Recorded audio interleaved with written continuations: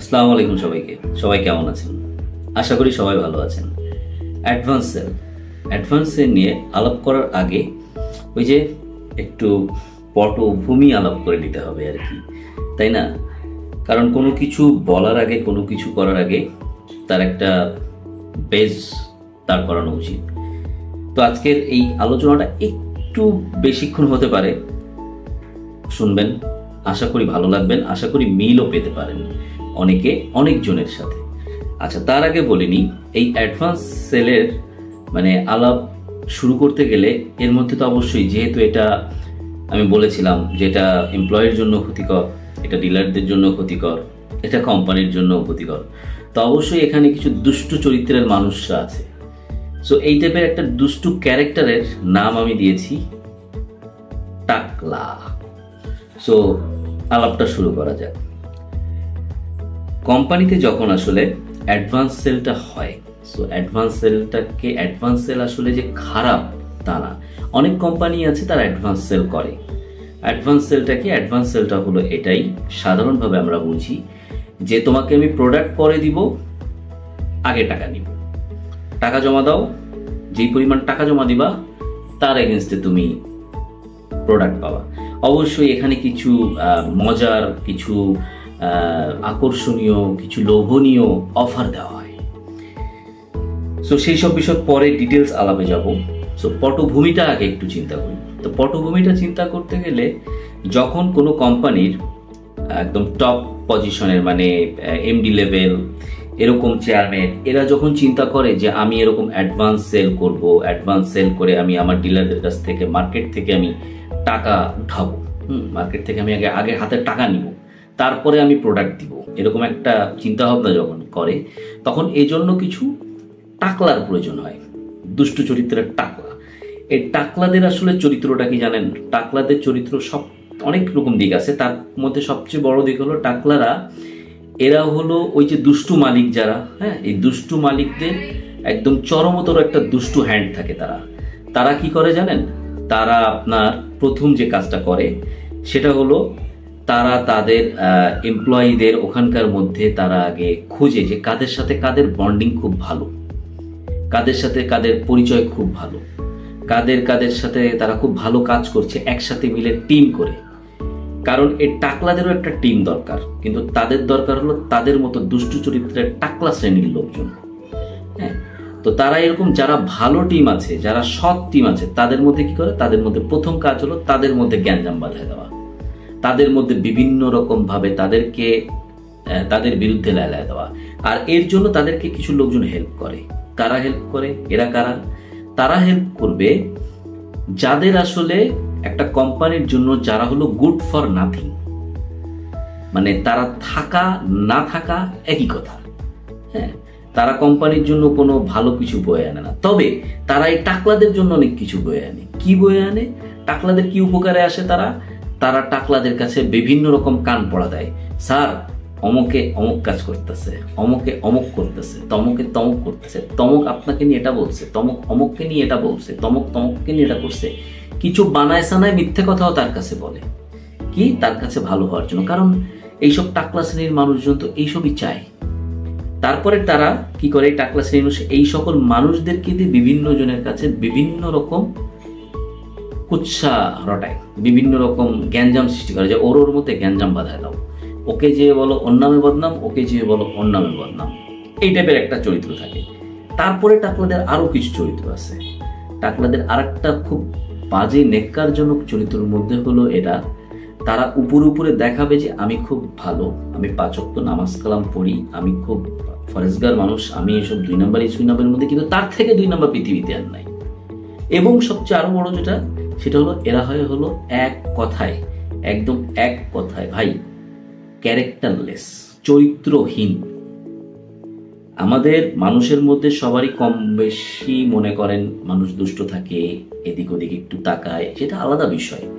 কিন্তু এদের সবচেয়ে বড় প্রবলেমটা কি জানেন? এরা যেটা করে সেটা হচ্ছে, এদের ওই যে দুষ্টু চরিত্রের এমপ্লয়িগুলা, এবং এরা খুঁজে ওই দুষ্টু চরিত্রের এমপ্লয়িগুলো খুঁজে বের করেন, স্যার অমুক আছে না, অমুকের মিডিয়াতে খুব ভালো একটা পরিচয় আছে, দখল আছে, ওর কিন্তু অনেক মিডিয়াতে হোল্ড, তখন তারা মনে করে যে মিডিয়াতে যারা কাজ করে, মিডিয়ার সাথে খুব ভালো একটা সম্পর্ক, এটা টাকলারা মনে করে যে এরা হলো তাদের মতোই চরিত্রহীন ক্যারেক্টারের।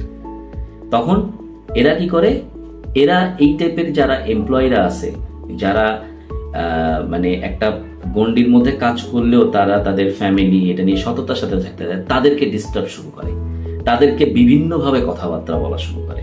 কিরকম কথাবার্তা বলতে পারে জানেন? কিরকম কথাবার্তা? ধরেন আপনি আপনার টাকলা বসের রুমে গেছেন, আপনার বস আর আপনি আছেন, আপনার বসের সাথে আপনার খুব খাতির, বস আপনাকে খুব ভালোবাসে, আপনিও বসের প্রতি একদম লয়াল, কারণ বস তো আপনার সাথে খারাপ কিছু করতেছে না।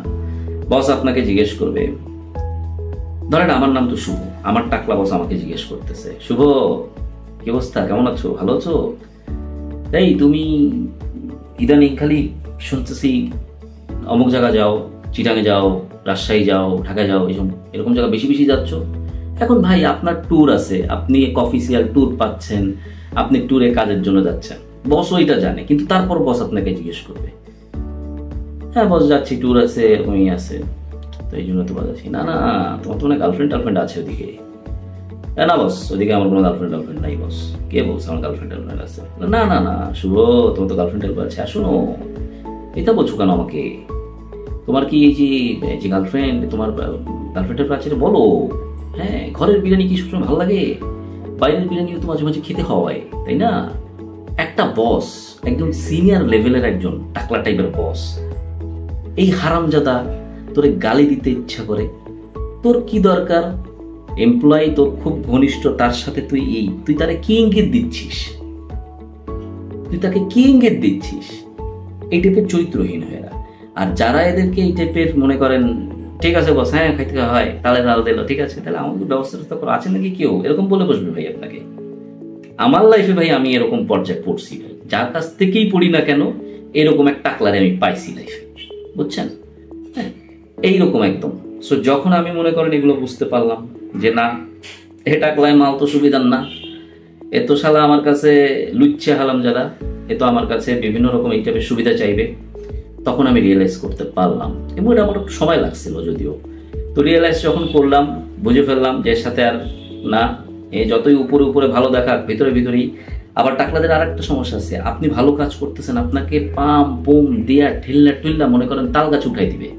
হ্যাঁ, উঠাই দিয়ে তারপরে কি করবে, মানে আপনি খুব ভালো করছেন, আপনাকে প্রমোশন হবে, আপনার এই হবে, তাই হবে, হ্যান হবে, ত্যান হবে, আপনি আরো ভরপুর কাজ করতেছেন। কিন্তু আসলে আপনি যে খুব মনোযোগ দিয়ে কাজ করতেছেন, এই টাকলারা আসলে এটা চায় না। টাকলারা চায় কি জানেন? টাকলারা চায় আপনি কাজ করেন না করেন হোয়াটএভার, টাকলার বিনোদনের ব্যবস্থা করেন। বাট ভাই, টাকলার বিনোদনের ব্যবস্থা করতে গেলে আপনার ইমান আমার কিছু থাকবে না, আপনাকে একটা নষ্ট পর্যায়ে যেতে হবে। সো এদের ক্যারেক্টার খুবই খারাপ থাকে। গেল, তারপরের বিষয়ে আসি। এবার আসি ওই যে অ্যাডভান্স সেল বলছি, অ্যাডভান্স সেলের কাছাকাছি টাকলারা এরকম অ্যাডভান্স সেল শুরু করে। এবং অ্যাডভান্স সেলটা কিভাবে করে এরা মনে করেন স্কিম ছাড়ে বিভিন্ন রকম। এই স্কিমে আপনার লোভনীয় অফার দেয়। আপনি 10 লাখ টাকা 20 লাখ টাকার পণ্য কেনেন, 1 লাখ টাকা পাবেন, 10 দিনে 1 লাখ টাকা কামাই, মানে একেবারে ওই যে ইভেলি ব্যাপার, বুঝছেন তো? আর এইভাবে করে কি করে এরা কোম্পানির এই এমপ্লয়ীদের কাছ থেকে টাকা উঠায় ফেলে, মানে ডিলারদের কাছ থেকে টাকা উঠায়। এখন ভাই, আপনার একটা জায়গায় মনে করেন আপনি কথার কথা, আপনি এখন ধরেন নরসিংদীর একটা প্লেস, ওখানে একজন ডিলার আছে, ওখানে আপনার একজন এএসএম আছে ওটা আন্ডারে, এবং এএসএম এর আন্ডারে একজন এএসি আছে, এএসও আছে, হোয়াটএভার।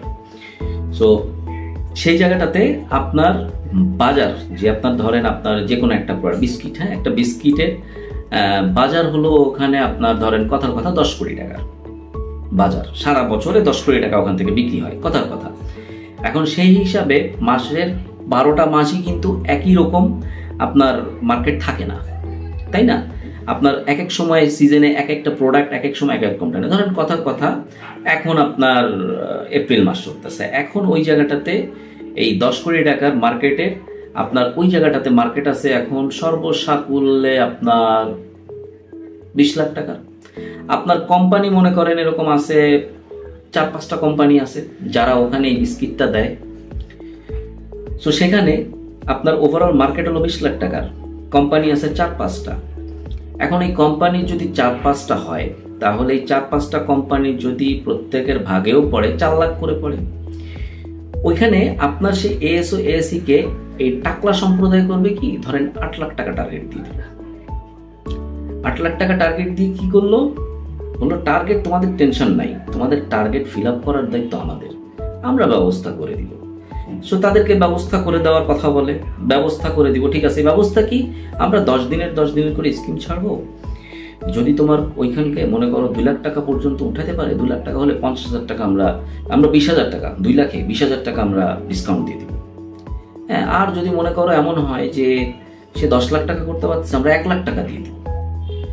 বুঝেন কিন্তু ভাই, 2 লাখ টাকা করলে 20,000 টাকা, আর 10 লাখ টাকা করলে 1 লাখ টাকা। ভাই বাবা, এখন 1 লাখ টাকার মাল, 1 লাখ টাকার প্রোডাক্ট তো ওই জায়গায় মনে করেন টাকলাও জানে যে ওই জায়গায় 1 লাখ টাকার প্রোডাক্ট তো এখন দরকার নাই, মানে সরি 10 লাখ টাকার প্রোডাক্ট তো এখন দরকার নাই, কারণ ওই জায়গার মার্কেটই হলো 20 লাখ টাকার।